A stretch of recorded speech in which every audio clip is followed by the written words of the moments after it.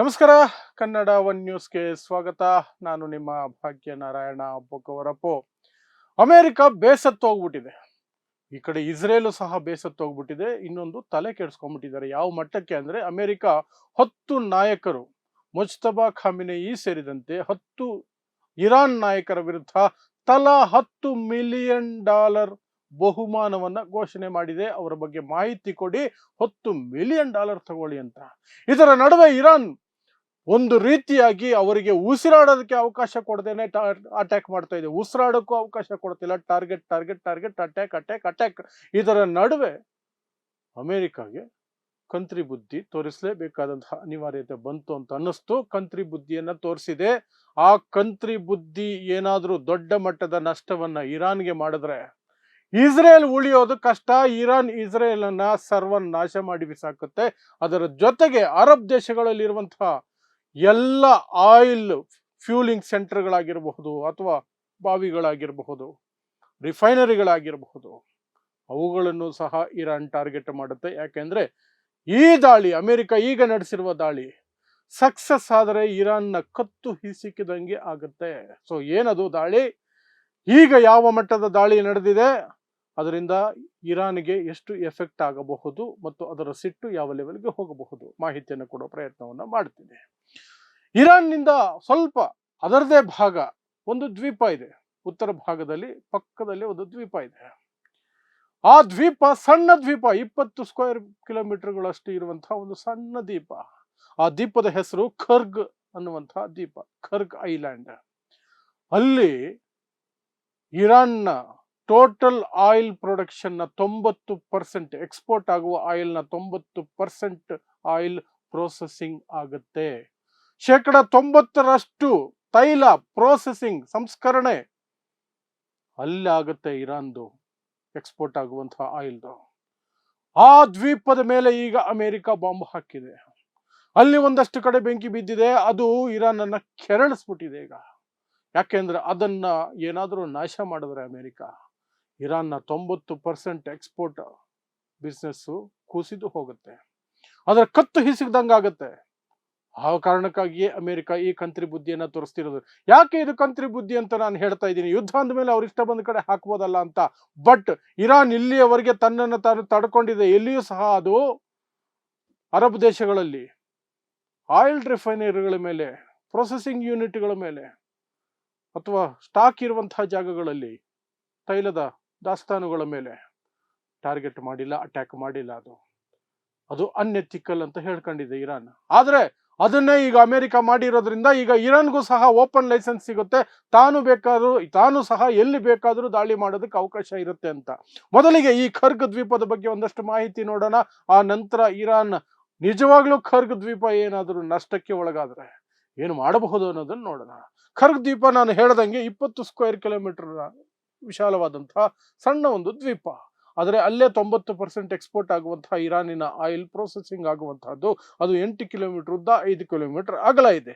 ಅದನ್ನ Trump, America crown jewel ಅಂತ ಕರೆದಿದ್ದಾರೆ, ಕಿರೀಟದ ವಜ್ರ ಅಂತ. ಒಂಥರ ಕಿರೀಟ ಇದ್ದಂಗೆ ಇರಾನ್ಗೆ ಅಂತ ಅದರ ಮೇಲೆ ಟಾರ್ಗೆಟ್ ಮಾಡಿದ್ದಾರೆ. ಇರಾನಿನ ಪ್ರಸಿದ್ಧ ಕವಿ ಜಲಾಲ್ ಅಲಿ ಅಹಮದ್ ಅದನ್ನ orphan pearl of Persian Gulf ಅಂತ ಕರೆದಿದ್ದಾರೆ.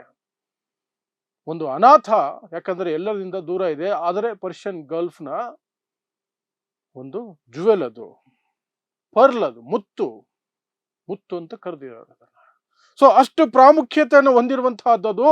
ವರ್ಷಕ್ಕೆ 95 ಕೋಟಿ ಬ್ಯಾರಲ್ 95 ಕೋಟಿ ಬ್ಯಾರಲ್ ತೈಲವನ್ನ ಅಲ್ಲಿ ಸಂಸ್ಕರಣೆ ಮಾಡಲಾಗುತ್ತೆ. ಅದು ಇರಾನಿನ ಟೋಟಲ್ ಎಕ್ಸ್ಪೋರ್ಟ್ಸ್ ನ 90%. ಇನ್ನು ಬೇರೆ ಕಡೆ ಆಗೋದು ಕೇವಲ 10% ಅಷ್ಟೇ ಎಕ್ಸ್ಪೋರ್ಟ್ ಆಗುವಂತಹ ಪ್ರೊಸೆಸಿಂಗ್. ಇಲ್ಲಿ 90% ಪ್ರೊಸೆಸಿಂಗ್ ಆಗುತ್ತೆ. ಅಂಥ ಜಾಗದ ಮೇಲೆ ದಾಳಿ ಮಾಡಿದಾಗ ಇರಾನ್ಗೆ ಭಯಂಕರವಾದಂತಹ ಉಸಿರುಗಟ್ಟುವ ವಾತಾವರಣ ಉಂಟಾಗುತ್ತೆ. ಆಗ ಅದು ಇನ್ನೂ ವ್ಯಾಗ್ರವಾಗುವಂತಹ ಸನ್ನಿವೇಶಕ್ಕೆ ತಲುಪುತ್ತೆ.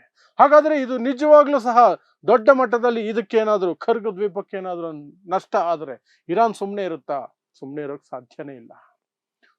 ಸಾಧ್ಯನೇ ಇಲ್ಲ. ಅದು ಮೊದಲು ಇಸ್ರೇಲ್ ಮೇಲೆ ಇನ್ನಿಲ್ಲದ ಶಸ್ತ್ರಗಳನ್ನು ಉಪಯೋಗಿಸುತ್ತೆ. ಇಲ್ಲಿಯವರೆಗೆ ಹೊರಗೆ ತೆಗೆಯದೇ ಇರುವಂತಹ ಹೊರಗಡೆ ಬರದೇ ಇರುವಂತಹ ಎಷ್ಟೋ ಮಿಸೈಲ್ಗಳನ್ನ ಇರಾನ್ ಇಟ್ಕೊಂಡಿದೆ, ಅಂಡರ್ಗ್ರೌಂಡ್ ಅಲ್ಲಿ ಬಚ್ಚಿಟ್ಟಿದೆ. ಸಾವಿರಾರು ಡ್ರೋನ್ಗಳನ್ನ ದಾಸ್ತಾನು ಮಾಡಿ ಇಟ್ಕೊಂಡಿದೆ, ತಯಾರು ಮಾಡಿ ರೆಡಿ ಇಟ್ಕೊಂಡಿದೆ. ಅಷ್ಟನ್ನು ಸಹ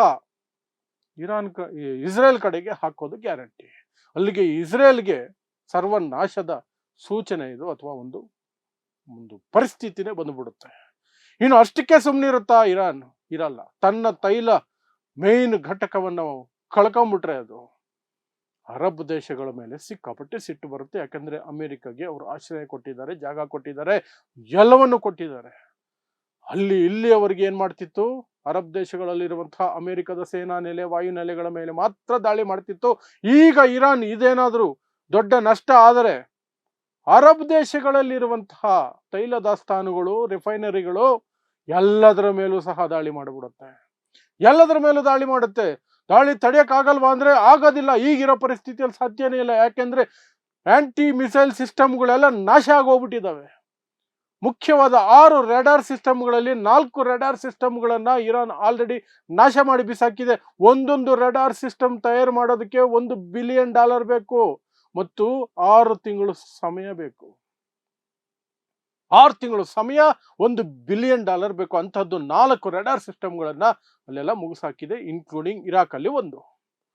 ಹಾಗಿರ್ಬೇಕಾದ್ರೆ ಆಂಟಿ ಮಿಸೈಲ್ ಸಿಸ್ಟಮ್ಗಳು ಈಗ ಆಲ್ಮೋಸ್ಟ್ ಸೋತು ಕೂತಿದ್ದಾವೆ. ಅರಬ್ ರಾಷ್ಟ್ರಗಳು ಬಾಯ್ ಬಡ್ಕೊಳ್ತಿದ್ದಾರೆ. ನಿಮಗೆ ನಾವು ದುಡ್ಡು ಕೊಟ್ಟು ರಕ್ಷಣೆ ಪಡ್ಕೊಳ್ತಾ ಇದ್ದೀವಿ, ಅಮೆರಿಕಾಗದು ದುಡ್ಡು ಕೊಡುತ್ತೆ ಅರಬ್ ರಾಷ್ಟ್ರಗಳು, ನೀವೇ ನಮಗೆ ಆರ್ಮಿ, ನೀವೇ ನಮಗೆ ಪ್ರೊಟೆಕ್ಷನ್ ಕೊಡಿ ಅಂತ. ಇವಾಗ ಅಮೆರಿಕ ಅದನ್ನು ಮಾಡೋಕ್ಕಾಗ್ತಿಲ್ಲ. ಆಂಟಿ ಮಿಸೈಲ್ ಸಿಸ್ಟಮ್ಗಳೆಲ್ಲ ನಾಶ ಆಗೋಗಿದೆ, ರೆಡಾರ್ ಸಿಸ್ಟಮ್ ನಾಶ ಆಗೋಗಿದೆ. ರೆಡಾರ್ ಸಿಸ್ಟಮ್ ಹೋದ್ಮೇಲೆ ಆಂಟಿ ಮಿಸೈಲ್ ಸಿಸ್ಟಮ್ ಇದ್ರು ಒಂದೇ, ಇಲ್ಲದೆ ಹೋದ್ರು ಒಂದೇ. ಯಾಕಂದ್ರೆ ರೆಡಾರೇ ಹೇಳೋದು ಈ ದಿಕ್ಕಿಂದ ಮಿಸೈಲ್ ಬರ್ತಾ ಇದೆ ಅಂತ. ಆಗ ಆಂಟಿ ಮಿಸೈಲ್ ಸಿಸ್ಟಮ್ ಆ ದಿಕ್ಕಿಗೆ ಮಿಸೈಲ್ಗಳನ್ನು ಬಿಟ್ಟು ಅದನ್ನು ಹೊಡೆದಾಕುತ್ತೆ. ರೆಡಾರೇ ಇಲ್ಲ ಅಂದಮೇಲೆ ಹೇಗೆ ಗೊತ್ತಾಗುತ್ತೆ ಇದಕ್ಕೆ ಯಾವ ಕಡೆಗೆ ಬಿಡಬೇಕು ಅಂತ? ಆಂಟಿ ಮಿಸೈಲ್ ಸಿಸ್ಟಮ್ ಇದ್ರು ಒಂದೇ, ಇಲ್ಲದೆ ಹೋದ್ರು ಒಂದೇ, ರೆಡಾರ್ ಇಲ್ಲ ಅಂದ್ರೆ ಅಷ್ಟೇ ಅದು. ಆ ಪರಿಸ್ಥಿತಿಯಲ್ಲಿ ಇರಾನ್ ಏನಾದರೂ ಅರಬ್ ದೇಶಗಳಲ್ಲಿರುವಂತಹ ತೈಲ ದಾಸ್ತಾನುಗಳು, ರಿಫೈನರಿಗಳು, ಅವುಗಳ ಮೇಲೆ ಏನಾದರೂ ಬಾಂಬುಗಳು ಅಥವಾ ಡ್ರೋನ್ಗಳು ಅಥವಾ ಮಿಸೈಲ್ಗಳನ್ನು ಹಾಕ್ಬಿಟ್ರೆ ಮುಗೀತು ಕತೆ. ಯಾಕೆಂದ್ರೆ ಅದಕ್ಕಂತ ಪರಿಸ್ಥಿತಿ ತಂದಿಡ್ತಿದ್ದಾರೆ. ಅದರ ಮುಖ್ಯ ಜೀವ ಖರ್ಗು ದ್ವೀಪವನ್ನ ನಾಶ ಮಾಡ್ತೀವಿ ಅನ್ನೋದಾದ್ರೆ ಅದಿನ್ನೇನು ಸುಮ್ಮನೆ ಇರುವಂತಹ ಅವಶ್ಯಕತೆ ಇರಲ್ಲ ಅಂತ ತಿಳ್ಕೊಂಡ್ಬಿಡುತ್ತೆ. ಸೊ ಅಮೆರಿಕದ ಈ ಹುಚ್ಚಾಟಗಳಿದಾವಲ್ಲ, ಇದು ಮುಂದಿನ ದಿನಗಳಲ್ಲಿ ಅರಬ್ ರಾಷ್ಟ್ರಗಳಿಗೆ ಮತ್ತು ಇಸ್ರೇಲ್ಗೆ ಕೊನೆಗಾಣಿಸುವಂತಹ ಪರಿಸ್ಥಿತಿಯನ್ನ ನಿರ್ಮಾಣ ಮಾಡಬಹುದು. So we need to wait ಏನಾಗುತ್ತೆ, ಯಾವ ಮಟ್ಟದಲ್ಲಿ ಅದು ಅಲ್ಲಿಗೆ ಹಿಟ್ ಆಗಿದ್ದಾವೆ ಮಿಸೈಲ್ಗಳು, ಅಮೆರಿಕದ ಮಿಸೈಲ್ಗಳು ಹಿಟ್ ಮಾಡಿದ್ದಾವೆ ಅಂತ ಹೇಳಲಾಗ್ತಿದೆ ಖರ್ಗು ದ್ವೀಪಕ್ಕೆ. ಯಾವ ಮಟ್ಟದ ಅದಕ್ಕೆ ಏನು ಹಾನಿಯಾಗಿದೆ, ಅದಕ್ಕೆ ಇರಾನ್ ಪ್ರತಿಕ್ರಿಯೆ ಏನಾಗುತ್ತೆ, ಇನ್ನೊಂದು 1 ಅಥವಾ 2 ದಿನಗಳಲ್ಲಿ ಗೊತ್ತಾಗುತ್ತೆ. ಸ್ವಲ್ಪ ಮಟ್ಟದ ಹಾನಿಯಾಗಿದ್ರೆ ಇರಾನ್ ಓಕೆ ಮ್ಯಾನೇಜ್ ಮಾಡ್ಕೊಳ್ಳುತ್ತೆ, ರಿಪೇರ್ ಮಾಡ್ಕೊಳ್ಳುತ್ತೆ. ದೊಡ್ಡ ಮಟ್ಟದ ಹಾನಿಯಾಗಿದ್ರೆ ಮಾತ್ರ ಇಸ್ರೇಲು ಮತ್ತೆ ಅರಬ್ ದೇಶಗಳು ಮುಟ್ಟಿ ನೋಡ್ಕೊಳ್ಬೇಕಾಗುತ್ತೆ. ಅದು ಕಳೆದ 15 ದಿನಗಳಿಂದ ಇರಾನ್ನ ಮಿಸೈಲ್ ಪವರ್ ಇಂದ ಆಲ್ರೆಡಿ ಅವುಗಳಿಗೆ ಅರ್ಥ ಆಗಿರುತ್ತೆ ಅಷ್ಟೇ. ಸೊ ನೋಡ್ತಾ ಇರಿ ಸಮಾಜಕ್ಕಾಗಿ ಕನ್ನಡ 1 ನ್ಯೂಸ್. ನಮಸ್ಕಾರ.